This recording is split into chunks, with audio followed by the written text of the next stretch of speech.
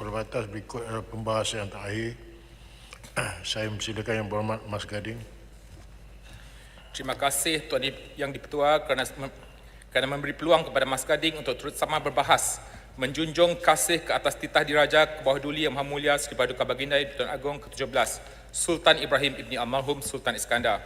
Seperti yang telah dizahirkan oleh Tuanku, kestabilan politik adalah asas kepada pembangunan ekonomi dan kesejahteraan rakyat. Kejayaan kita dalam mengekalkan kestabilan politik sejak pembentukan kerajaan perpaduan telah membolehkan negara mencapai pelbagai kejayaan ekonomi. Mas Gading ingin mengajak semua ahli dewan untuk bersama-sama memastikan kelangsungan kestabilan ini dengan menghentikan politik kebencian, retorik perpecahan dan kepartian yang boleh melemahkan imej negara kita. Tuan Yang Di-Pertua, lanskap politik negara kita hari ini adalah salah satu cabaran besar. Setiap perubahan pasti membawa kesan. Di sini kita kawan, di sana kita lawan. Itulah keunikannya yang datang dengan cabaran. Kerajaan perpaduan hanya berlaku di sini, tetapi tidak di sesetengah negeri. Penting untuk kita pastikan perbezaan politik ini tidak menjejaskan kualiti perkhidmatan mana-mana agensi kerajaan, kerana secara tidak langsung akan memberi kesan kepada rakyat. Prinsip yang profesional dan berintegriti perlu ditekankan. Jadi Mas Gading berpendapat panduan agar koordinasi antara agensi-agensi kerajaan di peringkat negeri dan persekutuan akan lebih berkesan. Semua wakil rakyat, kerajaan maupun pembangkang lebih lagi dalam hal melibatkan kepentingan dan kebajikan rakyat, terutama bila berlaku kecemasan seperti bencana alam. Jangan kerana terlalu taksub dengan politik, rakyat jadi bangsa. Di Mas Gading, saya sebagai wakil rakyat tidak dilibatkan secara langsung dalam jatuh kuasa pengurusan bencana daerah. Dulu pernah, tetapi kemudian dikeluarkan atas alasan yang tidak dinyatakan. Perkara ini timbul mungkin kerana perbezaan politik dan saya percaya situasi seperti ini bukan hanya berlaku di Mas Gading, malah di tempat lain juga. Jadi bila berlaku bencana, pasukan saya terpaksa bergantung dengan maklumat orang awam, terpaksa PM tepi dengan pegawai-pegawai ataupun agensi-agensi kerajaan yang berkenaan untuk mendapatkan maklumat. Seterusnya tentang penyaluran bantuan wang ehsan 25 juta ringgit yang diumumkan oleh kerajaan bagi membantu mangsa banjir di Sabah dan Sarawak baru-baru ini. Dalam sesi kamar khas tempoh hari, Menteri sudah pun jawab dan bagi jaminan pada mangsa yang rumahnya dinaiki air walaupun mereka tidak berpindah ke pusat pemindahan sementara PPS. Perkara ini mengambil kira beberapa faktor serta keadaan di Sabah Sarawak yang menyebabkan mereka tidak mahu ataupun tidak dapat dipindahkan ke PPS masa kejadian banjir berlaku. Kerana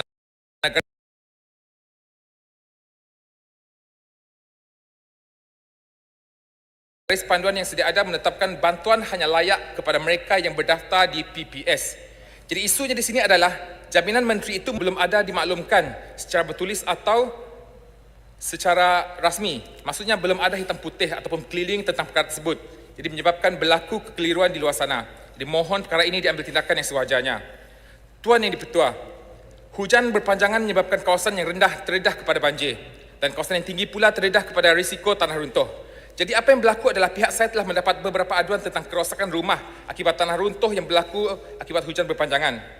Isu ini pernah saya bangkitkan dalam sesi kamar khas tempoh hari, tetapi mungkin mesej saya itu tidak sampai dan tidak difahami oleh pihak menteri. Maka saya tidak mendapat jawapan yang jelas tentang perkara ini. Harap kali ini pihak kementerian dapat menjawab persoalan ini. Ya, biasa kita dengar kerajaan akan bantu dengan kerja-kerja memkukuh struktur tanah di kawasan awam ataupun kawasan perumahan yang berisiko berlaku tanah runtuh dengan membina retaining wall. Pastinya perhatian akan diberikan kepada kawasan yang ramai penduduk. Tetapi di luar bandar, di kampung taburan rumah adalah berselerak sebab dibina atas tanah sendiri, ada yang berdekatan, ada yang berjauhan. Tapi bila berlaku tanah runtuh di tapak rumah mereka menyebabkan kerosakan teruk, mereka tidak layak terima bantuan kerana kejadian berlaku di kawasan persendirian. Jadi di Mas Gading ada beberapa kes, ya, pengadu datang untuk minta bantuan sebab rumah mereka retak, rosak, dan ada satu kes yang kami terima ini, rumahnya hampir roboh kerana berlaku tanah runtuh kesan daripada hujan yang berpanjangan baru-baru ini. Bila dirujuk pada jawatan kawasan bencana daerah, mereka diberitahu bahawa mereka tidak dapat bantu kerana kes tersebut tidak mematuhi garis panduan yang ditetapkan. Jadi mohon menteri fahami dan selami masalah ini supaya saya pun ada bantu beberapa kes menggunakan peruntukan yang saya ada, tetapi saya ada beberapa kes yang perlu bantuan Di sini saya ingin tahu, adakah kerajaan boleh bantu pemilik rumah yang mengalami keretakan dan kerosakan serius akibat pergerakan tanah ataupun tanah runtuh kesan daripada bencana alam? Ya, Tuan Yang Ketua, dalam memastikan projek pembangunan kerajaan persekutuan di bawah Belanjawan dan Rancangan Malaysia berjalan mengikut jadual, masih timbul isu mengenai proses serta kerenah birokrasi yang menyebabkan banyak projek yang telah dirancang, yang telah diluluskan tapi belum dapat dimulakan. Dalam konteks Sarawak, semua projek persekutuan yang telah diluluskan akan dinilai semula dan dilaksanakan oleh agensi kerajaan negeri. Tetapi setelah mendapat kelulusan Majlis Perancangan Negeri iaitu SPA. Mas Kadik ingin tahu berapakah projek pembangunan yang telah diangkat oleh Kerajaan Negeri Sarawak kepada Kerajaan Persekutuan untuk kawasan Parlimen Mas Gading sejak RMK ke-9 hingga ke RMK ke-12 dan berapakah yang telah diluluskan. Mas Gading juga ingin tahu apakah status terkini projek-projek tersebut. Mas Gading juga ingin menyentuh tentang Jalan Bau Lama. Pada 2018, semasa mula-mula bersuara di Dewan Yang Mulia ini, saya mewakili suara Mas Gading pernah membangkitkan keperluan untuk naik taraf Jalan Bau Lama, iaitu jalan asal yang menghubungkan Bandaraya Kuching dan daerah Bau. Menteri memberitahu bahawa jalan tersebut adalah jalan negeri dan tidak ada dalam senarai keutamaan bagi projek-projek yang diangkat oleh kerajaan negeri kepada kerajaan persekutuan pada ketika itu. Jadi sebarang permohonan untuk jalan tersebut perlulah melalui kerajaan negeri. Pada 2019, jalan sepanjang 20 km tersebut telah diumumkan akan dinaik taraf di bawah rancangan Malaysia ke-12 dengan anggaran kos 100 juta dan dikabarkan sudah pun ditender. Jadi Mas Gading ingin mohon penjelasan daripada pihak kementerian apakah status terkini projek naik taraf jalan tersebut. Seterusnya adalah tentang pembinaan tapak pelupusan sampah baru untuk Majlis Daerah Lunduk dan Majlis Daerah Bau di Parlimen Mas Gading. Projek tersebut telah diluluskan di bawah RMK ke-11 dengan peruntukan 5 juta ringgit, tetapi tidak cukup, maka tidak dapat disiapkan. Seterusnya, permohonan 30 juta ringgit telah dikemukakan di bawah RMK ke-12 bagi menyiapkan tapak pelupusan sampah baru di Pusat Pembangunan Luar Bandar RGC Opar untuk sekurang-kurangnya membangunkan tapak pelupusan tahap 3. Oleh itu, Mas Gading mohon agar pihak kementerian dapat memberi penjelasan tentang perkara ini kerana sudah terlalu lama membelenggu penduduk Kampung Sekiat Lama dan sekitarnya. Tuan Yang Ketua, seterusnya Mas Gading ingin menyentuh tentang cadangan kerajaan untuk mengadakan semula program PLKN. Senada dengan YB Igan dan YB Mua dan beberapa yang berhormat lain, Mas Gading juga agak skeptikal terhadap keberkesanan program ini. Lebih-lebih lagi apabila kita melihat rekod PLKN 1.0 dan 2.0 yang menelan belanja lebih 11 bilion ringgit tetapi gagal menunjukkan impak yang diharapkan. Walaupun kos akan dikurangkan kepada 200 juta ringgit setahun, tetapi masih juga terlalu tinggi dan tidak berbaloi. Adalah lebih baik dana tersebut digunakan untuk program berimpak tinggi yang boleh menampung keperluan ekonomi negara. Contohnya program latihan kemahiran khususnya melibatkan golongan belia atau masyarakat di luar bandar. Lagipun nilai-nilai seperti patriotisme, disiplin dan jati diri memang sudah ada diterapkan dalam sistem pendidikan negara kita pada hari ini. Jadi kenapa perlu membazir untuk program yang sama? Tuan Yang Ketua, perkara seterusnya adalah tentang Bumi Putra Sabah dan Sarawak. Kerajaan mesti mengambil langkah tegas dalam memperkasa ekonomi Bumi Putra Sabah dan Sarawak melalui pelaksanaan menyeluruh Pelan Transformasi Ekonomi Bumi Putra 2035. Ini termasuklah memperluaskan pembiayaan kepada usahawan tempatan, mempercepatkan pembangunan infrastruktur, meningkatkan akses digital luar bandar serta menggalakkan penglibatan Bumi Putra dalam industri bernilai tinggi seperti ekonomi hijau dan digital. Kesaksamaan ekonomi Bumi Putra harus menjadi agenda nasional yang nyata, bukan sekadar retorik politik. YB Pagoh dalam ucapan bahasnya minggu lepas ada menyentuh tentang nasib Bumi Putra yang semakin kurang diberikan perhatian. Jadi saya tertarik dengan kenyataan itu sebab Bumi Putra di Sabah dan Sarawak sudah lama merasainya, ya, rasa kurang diberi perhatian, rasa diabaikan. Jadi sebab itulah wujudnya jurang ekonomi yang masih melebar antara Bumi Putra Sabah dan Sarawak dengan Bumi Putra di Semenanjung serta kaum-kaum lain. Dengan kadar kemiskinan yang lebih tinggi, pengangguran yang membimbangkan dan akses terhad kepada pembiayaan dan bantuan kerajaan serta pembangunan infrastruktur yang masih lemah, Bumi Putra di Sabah dan Sarawak terus ketinggalan dan masih ketinggalan dalam pembangunan negara. Mas Gading berharap agar apa-apa hal yang menyentuh soal Bumi Putra kelak, lebih-lebih lagi dalam agenda memperkasakan agenda Bumi Putra, janganlah kami Bumi Putra Sabah dan Sarawak dikemudiankan lagi. Ketiadaan geran tanah adat bagi komuniti Bumi Putra Sarawak juga menghalang komuniti memperoleh akses kepada bantuan kerajaan, sekaligus menghambat potensi ekonomi mereka.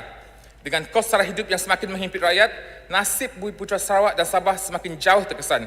Apatah lagi komuniti Bumi Putra yang tinggal di kawasan pedalaman dengan harga barang keperluan yang semakin meningkat, jurang pendapatan yang semakin melebar, ditambah lagi dengan harga keperluan dan bagi menjana pendapatan seperti pertanian yang sangat membebankan. Jadi Mas Gading juga ingin turut memohon agar segala bentuk bantuan dan insentif yang memerlukan geran tanah sebagai satu keperluan ataupun syarat wajib dalam setiap permohonan diberikan kelonggaran ataupun syarat alternatif kepada rakyat Sarawak dan Sabah. Tuan Yang Dipertua, Mas Gading ingin membawa perhatian Dewan Yang Mulia ini kepada isu pelarasan pension veteran Angkatan Tentera Malaysia yang bersaras sebelum 1 Januari 2013. Mas Gading ingin menegaskan bahawa pelaksanaan sistem saraan perkhidmatan awam 2024 tanpa penyelarasan awal terhadap pension veteran ATM yang bersaras sebelum 1 Januari 2013 telah menyebabkan jurang ketara antara mereka dengan veteran yang bersaras selepas 2013. Jadi pelarasan sebanyak 15% dalam dua fasa, 8% pada Disember 2024 dan tambahan 7% pada awal 2026 bukanlah penyelesaian sebenar kerana ia tidak mencerminkan hasrat asal penyelarasan pension veteran ini. Hakikatnya veteran sebelum 2013 masih menerima pension jauh lebih rendah berbanding rakan mereka yang bersara kemudian. Mas Gading menggesa agar kerajaan melaraskan pension ini agar keadilan diberikan kepada semua veteran Angkatan Tentera Malaysia. Akhir sekali, Tuan Yang Dipertua, Mas Gading ingin menyampaikan kerisauan dan kebimbangan orang-orang di Sarawak terhadap polemik berkaitan garis panduan orang Islam turut merayakan Hari Kebesaran Agama Orang Bukan Islam yang telah menimbulkan pelbagai reaksi negatif. Tidak perlulah saya jelaskan panjang lebar tentang perkara ini, cukuplah saya sampaikan di sini, kami orang Sarawak tidak selesa dan tidak setuju dengan perkara tersebut. Kami tetap aman, harmoni, walaupun berbeza agama dan bangsa. Jadi saya setuju dengan hujah yang Muhammad Tuaran sebentar tadi. Saya dan abang-abang saya, kakak saya, kami adik-beradik ketika berada di sekolah rendah, iaitu di SRK Gesek, di Putrajaya Kuching, kami tidak pernah belajar subjek pendidikan moral. Tetapi kami, sebab jumlah kami tidak ramai, jadi kami dimasukkan sekali, dicampur sekali dengan semua pelajar Islam, kami belajar pendidikan Islam. Kami belajar tulisan Jawi, kami belajar menghafal surah, baca doa, semuanya. Tapi tidak sedikit pun menggugat akidah agama kami. Ibu bapa kami pun tidak sedikit pun rasa takut. Jadi perpaduan kaum adalah asas kestabilan negara. Dan sebarang ketetapan yang menambah jurang antara masyarakat harus dielakkan. Garis panduan baharu JAKIM jika tidak dirangka dengan laras bahasa serta pemahaman yang baik berisiko membawa kepada kejumudan dan ekstremisme dalam beragama. Sarawak telah lama membuktikan bahawa keharmonian kaum dan agama boleh dicapai tanpa perlu mewujudkan ketegangan atau sekatan yang berlebihan. Prinsip keterbukaan dan saling menghormati telah menjadi asas perpaduan di negeri kami, di mana masyarakat beragama dapat berkongsi ruang dengan harmoni tanpa menjejaskan akidah agama masing-masing. Malaysia harus belajar daripada model ini.